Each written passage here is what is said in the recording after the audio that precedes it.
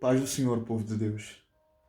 Eu quero compartilhar um texto que está lá em 2 Pedro, capítulo 1, versículo 3 e 8. Na carta de Pedro, 2 Pedro, capítulo 1, do versículo 3 a 8. Diz assim, fala sobre a prática das virtudes cristãs e os seus resultados, as suas implicações.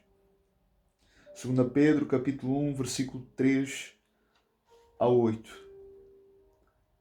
Diz assim: Pelo poder de Deus nos foram concedidas todas as coisas que conduzem à vida e à piedade, pelo pleno conhecimento daquele que nos chamou para a sua própria glória e virtude. Por meio delas, ele nos concedeu as suas preciosas e muito grandes promessas, para que por elas vocês se tornem co-participantes da natureza divina, tendo escapado da corrupção das paixões que há no mundo. Por causa disso, concentrando todos os seus esforços, acrescentem à fé que vocês têm a virtude do conhecimento, ao conhecimento do domínio próprio, o domínio próprio, a perseverança a piedade, a fraternidade o amor.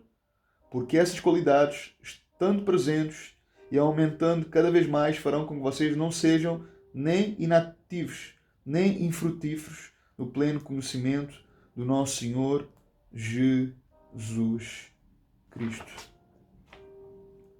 Queridos, as Escrituras, elas demonstram enfaticamente que a salvação, ela não é um fim em si mesma.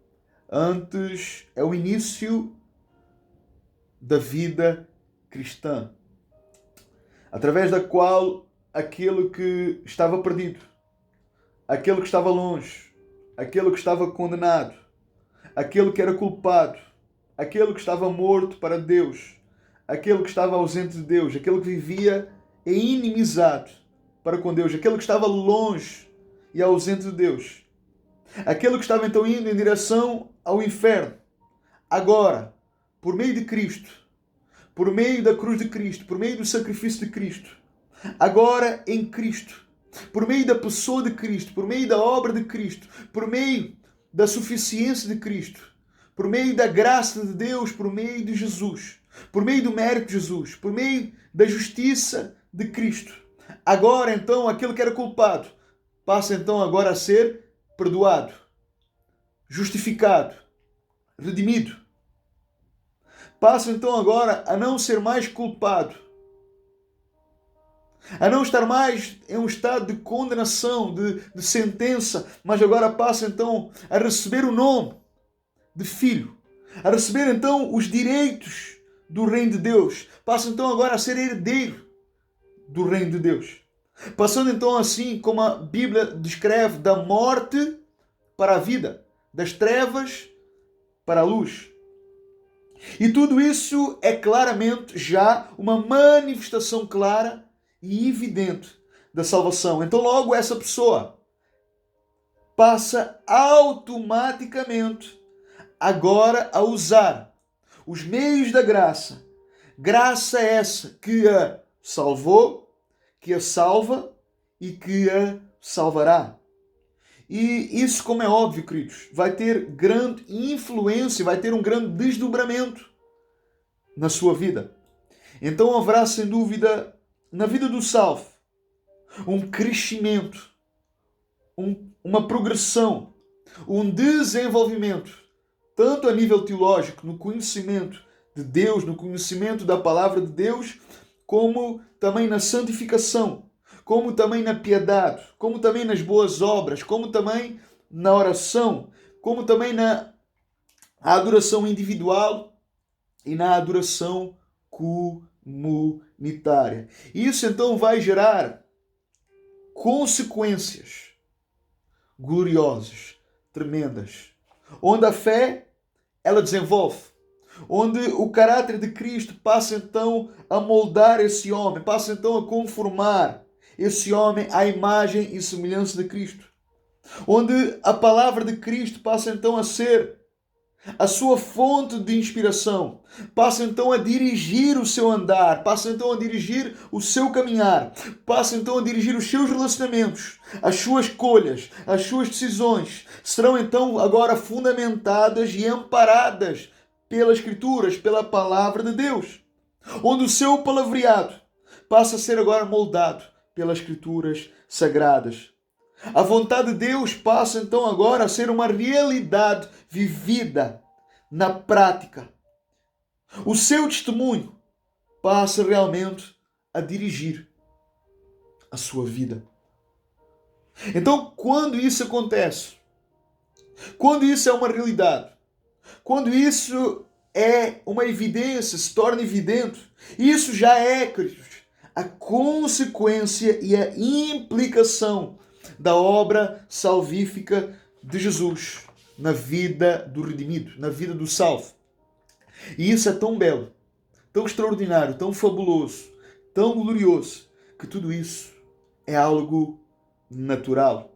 Não é algo forçado, mas é, na verdade, a aplicação prática da salvação no eleito, no redimido, no salvo.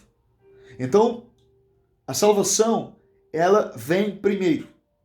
A consequência prática disso é a santificação, a obediência, o amor, a união com Cristo e a união com o corpo de Cristo, com a Igreja de Cristo. E é precisamente isso que Pedro narra em nosso texto. Porque, vejam, há um desenvolvimento lógico, claro, em todos os sentidos. Onde essa pessoa redimida, onde essa pessoa salva, onde essa pessoa transformada, ela passa agora a ter comunhão com Deus e comunhão com a igreja local, com o corpo de Cristo, com o povo de Deus. Passa então a adorar tanto individualmente como coletivamente e em comunidade. Na piedade, na retidão, na servidão, há então crescimento espiritual, há virtude, há o cumprimento de promessas, há então agora o domínio próprio, há o conhecimento tanto de Deus quanto do ser humano, há maturidade, há perseverança, há amor, há fraternidade. Há realmente, queridos, um vislumbre da glória e da excelência de Deus. Isso torna evidente. Então eu concluo dizendo o seguinte: o salvo, o redimido, o regenerado, o justificado, aquele que nasceu de novo, ele é seguramente conduzido pelo próprio Deus, pelo próprio Espírito de Deus, a considerar, a usar, a manusear, a estar familiarizado, a aplicar e a desfrutar dos meios da graça para desenvolver uma vida piedosa, uma vida de santificação e uma vida de perseverança. Logo então o salvo, o redimido, o justificado, aquele que nasceu de novo, ele não profanará os meios da graça, isto é, a oração, a palavra de Deus, os sacramentos e a igreja local.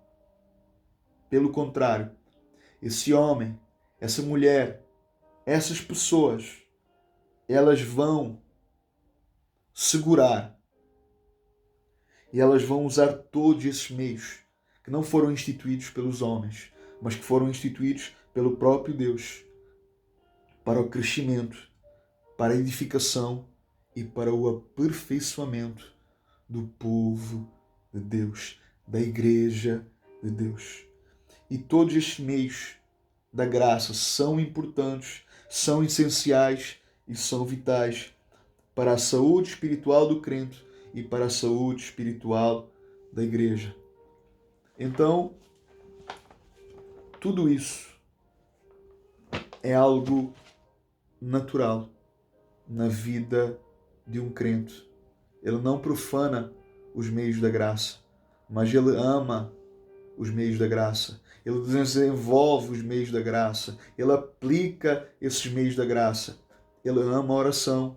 Ele ama a palavra de Deus, ele analisa a palavra de Deus, ele estuda a palavra de Deus, ele busca a Deus, ele ama e busca a santificação, a mortificação da sua carne, ele ama os sacramentos, ele ama a igreja local. Que nós possamos pensar ou repensar talvez os nossos conceitos de Deus, da palavra de Deus, da igreja de Cristo, porque estes são os meios da graça e são presentes de Deus para o povo de Deus, para os redimidos, para os salvos. Deus abençoe a sua vida poderosamente, em nome de Jesus.